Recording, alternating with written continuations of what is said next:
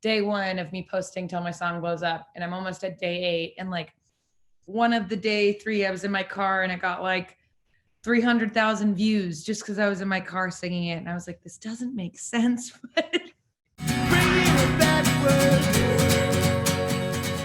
This podcast is about you and your journey in music, and we'll talk about the new record. Sweet. Cool. My name's Adam, by the way. I don't know if I told you that. But all right, Sidney. So I did see originally from Arizona. Yes. Born and raised there? Born and raised Phoenix, Arizona. Went to college in California. Went to college for a year in Boston, moved to California. Then I've been in New York for 4 years in May, ever since graduation. Okay, so did you go to Boston to Berkeley or no? I went to actually Emerson College. I studied acting in college. I didn't start releasing, and I wrote music my whole life, but like never took it seriously. So I didn't start my artist project till I was 23. Oh, okay. And we're in California. I'm from California originally, so just curious. Oh, nice. I went to SC. San Diego State? No, USC. Oh, sorry. USC. I thought you said SD. Oh, no. Like, that's where I'm from. I went to USC and then moved here like the month after graduation. Thought I was going to be a comedic actor. I did stand up and improv. Oh, wow. And I just like totally switched paths. I mean, I've always like sang, I did acapella growing up, all of that stuff. But I just like put my stuff out on social media, and I found producers, I found friends, I found like other songwriters, and that's just how it all started. Amazing. Well, let's rewind a bit here because I'm actually curious about the acting and comedy thing too. Yeah. So born and raised in Arizona, and how do you get into music? Is your family at all musical? Did you have any music in the blood or what? I think they appreciate it. I would say I was definitely influenced by my dad because he loves karaoke. As like a silly thing, we would sing karaoke after dinners. I grew up singing like Michael Bublé with him when I was 7 years old. Barenaked Ladies, Joni Mitchell, very much like that era. Mm-hmm. So I think like as looking back on it, it was definitely an influence, although it was so silly and not serious. No one in my family is musical whatsoever. So I think that definitely influenced me. And then, I'm one of 5. Everyone like played a sport growing up, and I tried to play soccer. My dad went to college to play soccer, so he would like coach my sisters. It was like an intramural thing, but one of my sisters got really good.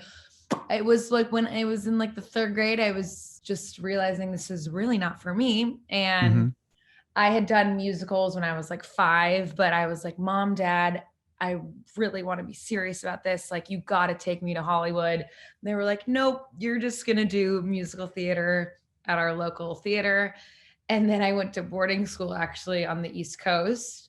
Because all of my siblings had gone there too. I went to this prep school in Massachusetts and was so invested in theater and acapella there. And I went to like this, it was called New York Film Academy one summer. And I was like, guys, you got to let me drop out of high school. I need to move to LA. And they were like, nope, no, you're just going to stay on this path.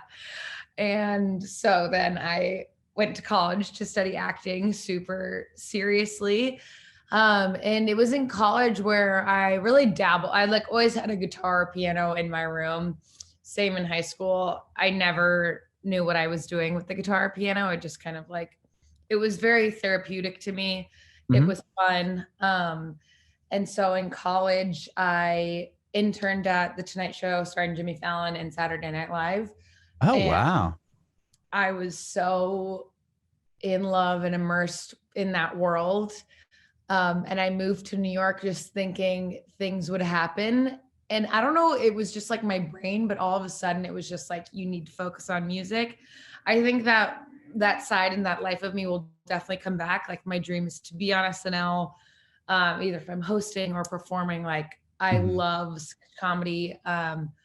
but my brain is so like, we need to focus on music right now. It's just what I don't know. It just kind of like happened. It was like a switch in my head. And so that is how it happened. And I never thought this would be my path. I always thought my voice was too raspy or weird. I thought like you had to be like an Ariana Grande type pop star to make it. Oh, sure. And that's just totally not the case. And you can be your own artist. And I like music, especially where I am right now.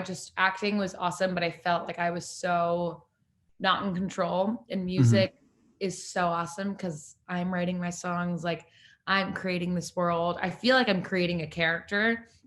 And I think it's super helpful that I have this acting background because I'm not afraid to perform. I'm not afraid of social media. I'm really like, I get anxious, but like I am pretty fearless when it comes to that stuff. So I feel like it all kind of tied together. And yeah, maybe that will come back in my life. But right now it's all about music. Amazing. Yeah. When did you start playing? You said you play piano and guitar? So like growing up, my mom kind of forced us to all take piano lessons, but I quit probably 2 weeks in. Do you regret that? I'm curious. Yeah. Okay. Oh my God. Yeah. And then in high school, she was like, I really think you should take all those music theory classes because in acapella, like they kind of made us do all these like choiry classes, but I did not take it seriously. I just thought it was like fun to belt songs with my friends. Sure. And so when I did start taking this seriously after college, I like did a music theory class on the side when I was like working odd jobs. So I definitely wish I had taken all of this much more seriously when I was a kid. Well, but you're in a cappella class. Like, when did you start singing? When did you realize you could do that? When I was 5, like when I started doing musical theater, I always knew I could like sing. I definitely wasn't good when I was a kid. I didn't take it seriously. But like I could belt crazy songs when I was like a toddler and like a child, but I thought I was just like screaming. But in high school, that's when I kind of started like writing songs for fun, like on GarageBand, but never showed them to anyone. Okay. What made you do that? Do you remember? Or was it just like a therapeutic thing? Yeah, it was just like, I feel so stuck in my head, or like, oh, this boy's annoying me. And it was just so fun to see what I could create on my own. What was the first, like when you did that for the first time, was it like what made you go, oh, you know what, I'm going to try to write a song? Do you remember? I remember the first one I ever like posted on Instagram. It was because in high school I wouldn't show anyone. I don't even remember what I was doing in high school. But even when you even wrote it before showing anyone, I'm talking about just like to get the courage to write it down and put it on a computer to where you can actually listen back to it later. You know what I mean? I think I just like was humming this thing and I was like, whoa, I think I just made that. I was like, I got to write that down. Oh, okay. I don't really like know. It just was like, this happened. Is kind of cool. Like I have it in my head. Let's see what it would sound like. Not in my head. Okay. And that was high school. And then when do you put it? You said you put a song out on Instagram. Was that later? Yeah. Like in college, I remember, it was when I decided to transfer because I went to Emerson College. And then after freshman year, like wrote this song about moving to California and like being, my boyfriend and I were still dating. So we were figuring out long distance, and it was like 10 seconds. I remember so many people were like, you can write music? And I was like, I don't know. And then in college, like nothing, just kind of like on my own, but nothing I would ever post. And then when I moved to New York, I wrote the song about being in a breakup. And then it was so weird. I worked at WeWork. It was my first job just as a community associate. So I would like, I was just like the girl at the front desk, just like greeting people. And I became friends with this one guy. And because he had always left, I noticed he would leave really early in the day. I was like, where are you going? And he's like, I'm going to music production class. And I was like, no way. Like this is the one thing I can't figure out. I write a lot of music. And he was like, send me what you wrote. And so I sent him this song. And I remember it was like overnight, he produced it. It was super like bare bones production. But I was like, wait, I have 30 more of these. Like, can you produce? Because I had tried to like figure out, but it sounded so bad.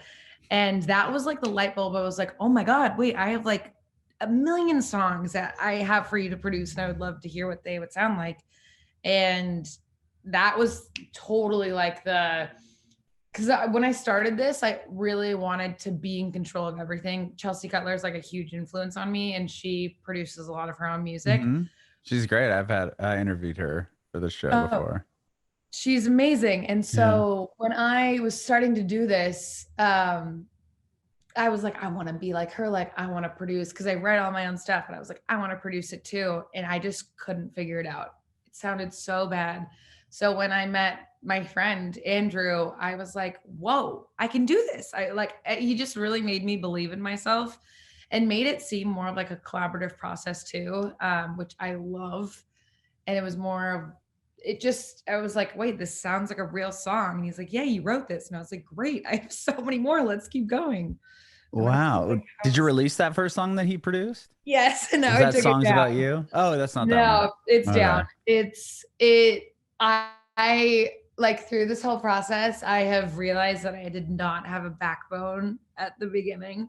I was just like, yeah, let's do it. That's great. And he's like one of my great friends now. And I told him I took it down probably like a year ago.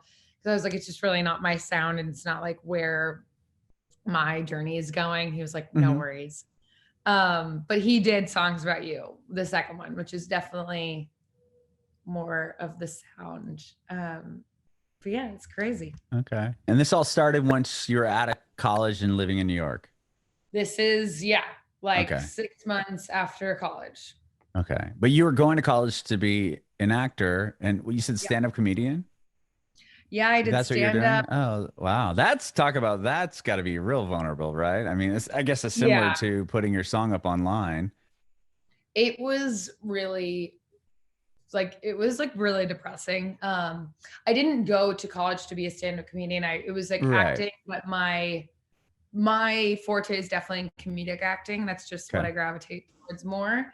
And when I moved here, it was like, you got to be a stand-up comedian. It's just definitely the best way to showcase yourself, because if you're in an improv group, you're competing with a lot of other people on stage. Whereas stand-up's like, this is you. They're going to see you and just you. And I totally didn't love it. Like, I felt super weird every time I went off stage. It felt like way too much pressure. It felt way too specific. And I just didn't. I loved that I could write my own jokes, and it felt like my own little show. That I loved. Like, I wasn't being another character someone wanted me to be. Like, I was completely being myself, or characters that I had made up. But I didn't. I was like super hard on myself after the shows, and it's very different than singing, because there's one emotion you have to make the audience feel, and that's humor. Whereas singing, like, you could make them feel nostalgic, you could make them feel sad, you could make them feel romantic. There's so many options, and there's so much less pressure. Whereas stand-up, like, they're coming to laugh. Right. And if you don't deliver, then they can even be rude about it, right? I mean, and when it comes to playing, go ahead. I just really didn't like that. Like, it was so specific. Right. We're coming here, and you better be funny, or we're not gonna, applaud you. At least if you're writing a song or singing, like, most of the time, people aren't gonna probably trash you right away. I mean, maybe they'd be thinking it if you're just It's just a different vibe. It's a different energy. And I just didn't really love it. Okay. So songwriting, you put Songs About You. That was in that same batch of songs you were sending over to this guy, or what? Yeah. So the first song was called 22. And it was just about like how scared I was after college, realizing that I had no idea what I was going to do. And I started like songwriting, thinking that I would never do that as a career. And then Songs About You was in the same batch. And then Andrew did Wild, Bad Timing. And did he do the other song in the EP? No, my other friend did Arizona, my music theory teacher. Because I was like, once I started kind of showing him all my songs, I was like, I need to take a music theory class so I can be more knowledgeable and just have a better understanding in all these sessions. And so, yeah, we did this EP, and then I just started meeting what's a the lot EP? of Bad Timing? Is that the EP? Bad Timing. Yeah. Okay. But then we kind of made it into an album because I was just like it says it's an album now, but when I did not write it as an album. We just like, it looks better on Spotify now as just a collective album. Right. But So you added songs to it that weren't specific to the record originally? Not at all. Yeah. Okay. And just through that, like Bad Timing, I met a bunch of other producers and people who have kind of just started following me on Instagram, and like people I would never thought I would work with. Mm-hmm. And it was really just like being in New York and meeting people. And that's how I've met like and now I'm working with one specific producer. We have an album done. Mm-hmm. It's been done for like almost a year. And now I plan on releasing a song a month going forward for all of 2022. Oh, wow. Okay. Yeah. Because you release some like singles, but then it'll be an album. Yeah. Collective album. That's the way to go. Right. I mean, that's nobody's, unless you're Adele, dropping a record isn't the best game plan. No one my age has the attention span to care. It's crazy. I mean, it is crazy to think about that. Yeah. Well, do you put a record out last year too, right? The Big Hearts, the EP? Yeah, I did a 5-song EP. Okay. So it was like 3 singles before, and then the 2 last songs of the EP. And that was like, I'd worked with 3 different producers. That was really the first thing where I was like, okay, people kind of like, when I first released my songs, I was just like, I'm putting them on the internet. I don't know how to promote them. I don't know how to do anything. I'm just like, here's my song world. And Big Heart definitely taught me the importance of TikTok, Instagram, like PR. Just as an independent artist, I didn't do any of that stuff. Mm-hmm. So I did like a little bit of PR, but not really. And so this year I'm really focusing, and I didn't have a band. I wasn't playing any shows. It was also mid-COVID. My whole project really started in COVID. Like I played a show with my friend with the guitar, like the month before COVID happened. I was like, guys, I'm really trying to be a singer now. And then COVID happened. Did you put that record out, and Bad Timing came out in 2020, right? Yeah. All COVID songs. So it was just like, I was just like, I'm putting songs out on the internet. I had no expectation of, I didn't know. I really had no expectations. Wow. They did really well for not having any expectation or any Kisses like PR behind it. Kisses absolutely blew up by itself, which was crazy. Just like Discover Weekly, Spotify. Was it from Spotify? Would it get Discover Weekly? Playlist? Like gets every Monday. I'll get like almost 10,000 streams now from Kisses just from Discover Weekly. Oh, it's still on there. Yeah. Wow. It's so weird. Yeah. That's incredible. And that's the only one that's really like Spotify's ever. I've never been on an editorial playlist. It's just been from like that Discover Weekly thing. But still, I mean, it trickled at least to other songs, so people are definitely digging it and going. Yeah, over and then to they clicked up. Yeah, your other stuff. Now. Exactly. That's amazing. Wow. Yeah. And somebody just happened to stumble upon it. Do you know who found the song and put it on the playlist or anything like that? Idea. Really? No idea. Literally somebody just plucked the song out and was like, oh, this is cool. I'm going to throw it on this editorial playlist. I guess. And every week I was like, hey, I found Kisses from Discover Weekly, my Discover Weekly. And I'm like, wow. That's so awesome. Yeah. Wow. Once that thing starts going off, do people start contacting you, like record labels and stuff, that are following that editorial playlist? No record. So that's how I found my old manager. We just parted ways like about a month ago for the new year, which is all good. Like it was a mutual decision, but that's how he found me. So I was working with him for about a year and a half. And he was like, I found Kisses from Spotify and definitely other producers. And so that was super helpful. And once I found my old manager, that's how I got into like, that's how I met my new producer. He introduced me to like this BMI speed dating group that to this day I think has like changed my life, because that's how I met Jackson, who's my producer, and he's actually in my band. He's my guitarist, and he has just changed my life with the sound, the quality of my music. And he just produced Renaissance Man, which is the song that I just released 2 weeks ago.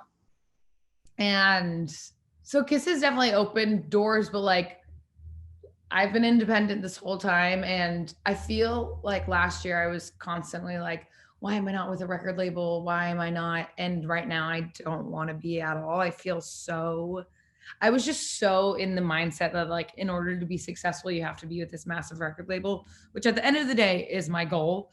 But I've just seen so many artists, especially on TikTok and social media, just like blow up their own world and their own music. And they're so in control and they're so like hyped about their work and their project. And I was really not like that about Big Heart. I had no idea how to do that. But now that it's been a year, literally I released Big Heart last February, and now I'm starting to release new music, I'm so much more confident about posting, about marketing myself, about talking about my own music, that's just not like my everyday goal right now. Like my goals right now are just to create a solid fan base that I am promoting online and just to play as many shows as possible. It's a hard thing to do, right? I would imagine overcoming that, like getting that confidence to be like, oh, this is my song, like, coming on to talk about it. Because I still feel I've done 1,000 episodes, 1,000 interviews, and I've been in radio for 15 years, and I still feel like an idiot coming on and being like, hey, check me out. Like, there are days where like this feels like impossible, but I feel like the majority of my days I feel much more confident than where I was a year ago. But I definitely have very bad days where I'm like, I don't know what the hell I'm doing. How did you overcome that? I don't know. I just think I think I just, especially when I started playing shows, because I didn't do that before. And I was just like, I was so in my head. I was like, is this even real? Because it all felt like it was so like online and I'm not really like connecting with real people. But I had my first real concert in September, and there were probably only like, it was like 80 people there, and probably 20 didn't like know who I was. They just came because they liked my music. But and still 60 people that you pulled on your own. That's really good. Yeah. But those were like right? Those were like my friends. Yeah. But it was like this. Even getting your friends though, like, to have 60, I don't know. This is speaking for myself. Like, I couldn't call 60 people right now and get them to do something like that. Like, hey, I'm going to be hanging out here. Like, let's all just come there. Nobody would show up. It'd be like me and 3 people. I was like, guys, this is my first concert. Like, don't mess this up. Please be there for me. But I mean, even then, I had like a full job. You know, like it's hard to convince people to go do something, especially in a city like New York. So hard. This whole thing has taught me that it's so hard to get people to pay attention and to actually care, especially in New York, because there's so much going on. And then especially on the internet, like there are so many people doing the exact same thing I'm doing. And how do you cut through the noise, right? I have a very I've been working with this social media like consultant girl, and she is within the past 2 months, she has changed my mindset drastically. Okay. Because I was always so afraid of like what people would think about me, or I don't know. And she's just made it like, obviously take it as seriously as you can, but then at the end of the day, like, don't like a majority of these TikToks and what you're trying to get out is going to fail. So I like in my mindset already, like, I'm setting myself up. I'm not afraid of failure because I think it's going to happen. So when it doesn't happen, it's really exciting. And it's really like awesome to see random people start to be like, whoa, hey, or like, I love that. Or because I just mentally, I'm like, it's not going to happen. but I want it to happen. It's like, it's what's worked for me. I don't know if it'll work for everyone, but I just set myself up to not have like huge expectations. And are you, because especially with a format like TikTok, I do not get it. I try and do stuff and just, I don't know. I feel like the people that are landing on the For You page and getting all this engagement, like to me, it doesn't make, I don't know. Again, I don't understand the algorithm at all, because it goes back to like, what I've heard is with that platform, no one's looking. If you follow someone, you're not going on the followings end of because you can go to For You and you can go to following, right? Yeah. And no one's clicking on following, right? No. And so like, but yet this person that has 100 million subscribers or followers are still getting millions of likes on their picture. But how would that happen if the algorithm isn't feeding, if it's not like Instagram where the people that are following you are the only people seeing your stuff? So it just like, I don't know. To me, it just doesn't make any sort of sense.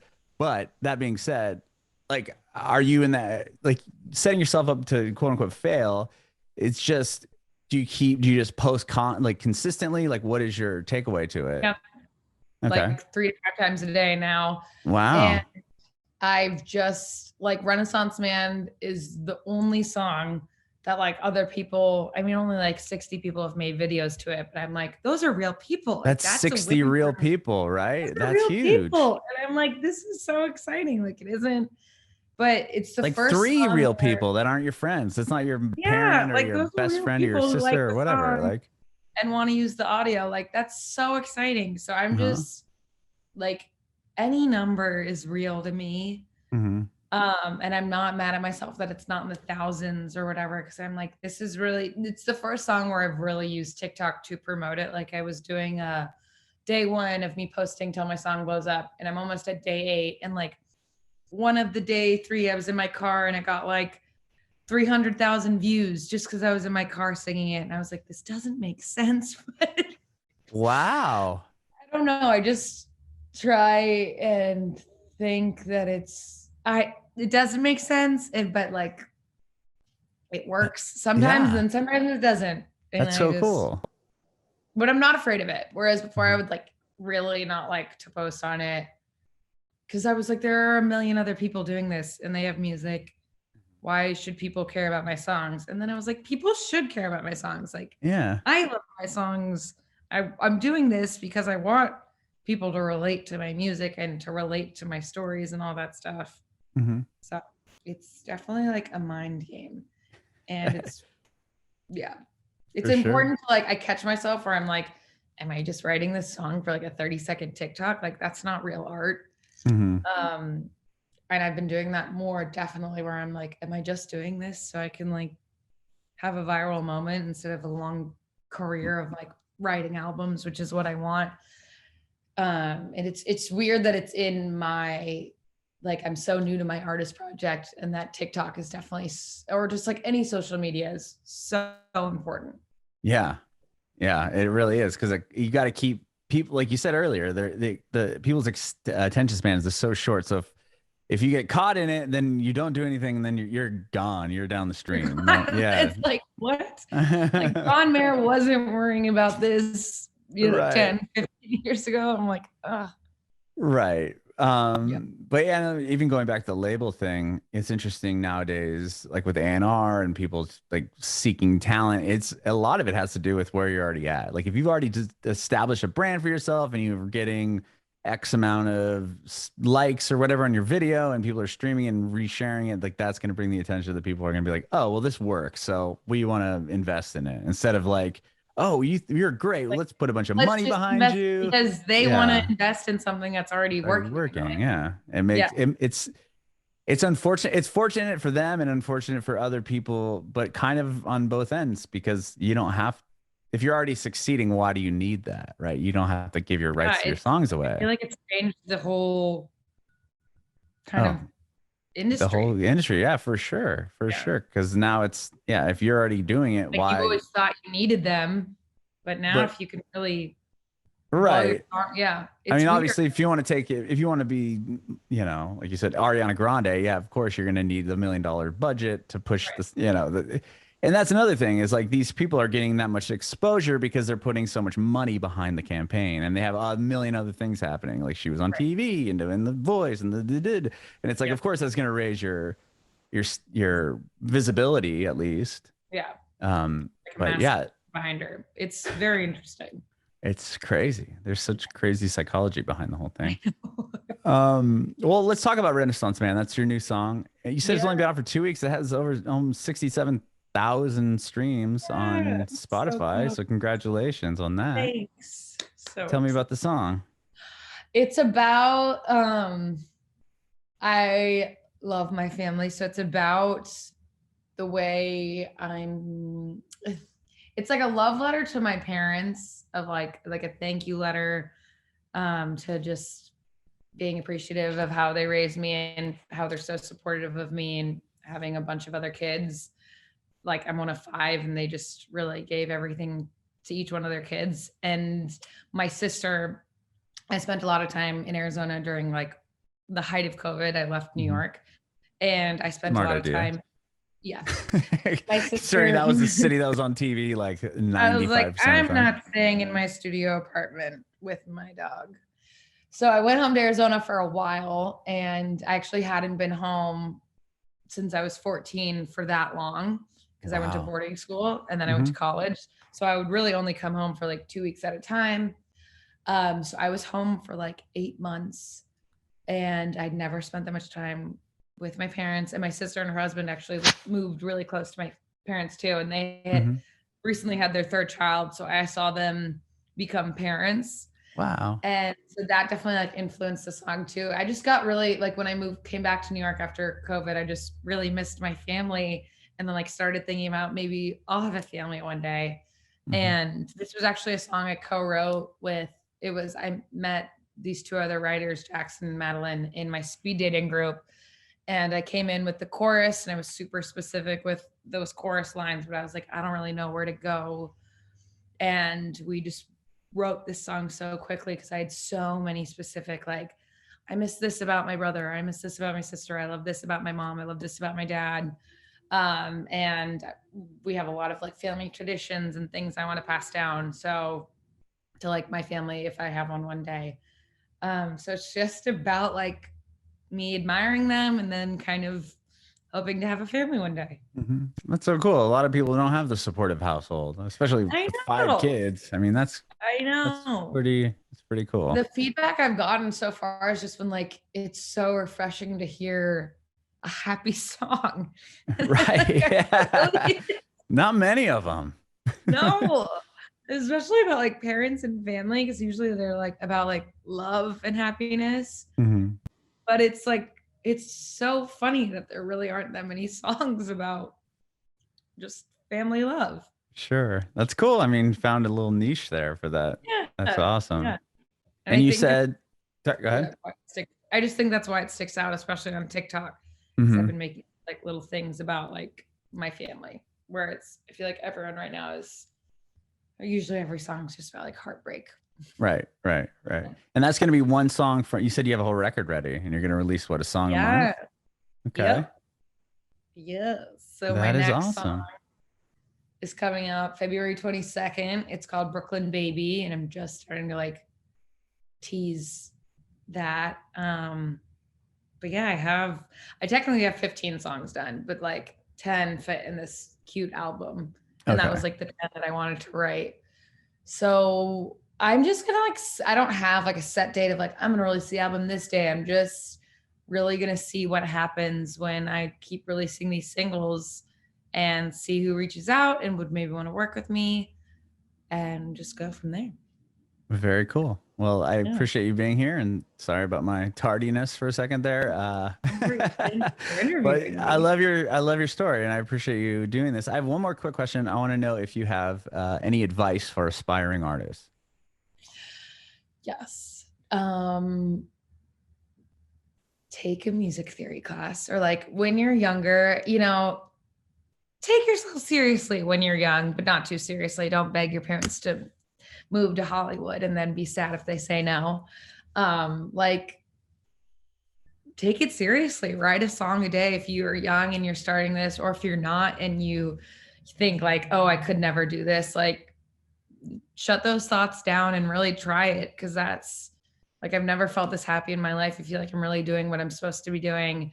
I'm allowing myself to be creative, which I allowed myself to be creative in different forms growing up, but like, I don't know. I wish I let myself do this more when I was growing up and took myself more seriously. Bring it back.